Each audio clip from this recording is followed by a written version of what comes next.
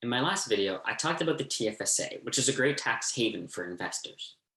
Well, the Government of Canada also has another attractive account for investors, which it calls the RRSP, or the Registered Retirement Savings Plan. Think of this as the TFSA's sibling. It's pretty similar, but has a few different rules. For example, gains realized in the account are not taxable, just like the TFSA, but they are taxable when they are withdrawn from the account.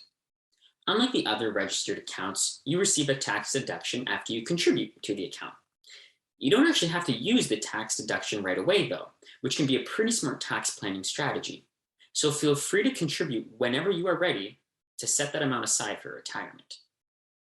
Unlike the TFSA, money taken out of the RRSP cannot be put back in. There are exceptions for like buying a home or paying for education, just so you know, but that's not really the focus here.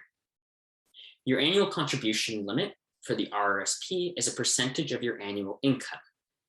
But don't worry, the CRA will tell you how much you can put in, so don't worry about doing the calculation yourself.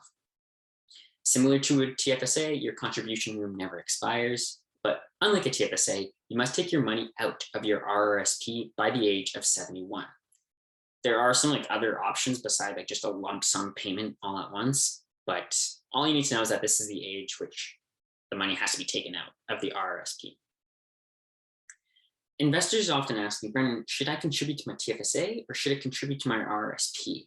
And this is a very complex tax question that investors ask, and rightfully so. The question really revolves around when you should take the tax deduction. Because remember that you can contribute to your RRSP without taking the deduction. So at least you'll start earning income tax-free. So typically, you'll want to take the deduction when you're in a pretty high tax bracket, and you likely won't be in a higher tax bracket in the future. So you want to claim those deductions when, like I said, you're in a high tax bracket, but if that's 40 years down the road, it's probably better to just take the deduction today. If you're in the highest tax bracket today, then the answer is always max out your RRSP first and take that deduction ASAP. Although I bet if you are in the highest tax bracket, contributing to both your RRSP and your TFSA is not really a concern for you. You probably have loads of cash and you can just do that, no problem. In conclusion, RRSP is essentially just as good as a TFSA, if not better. So be sure to take advantage of it.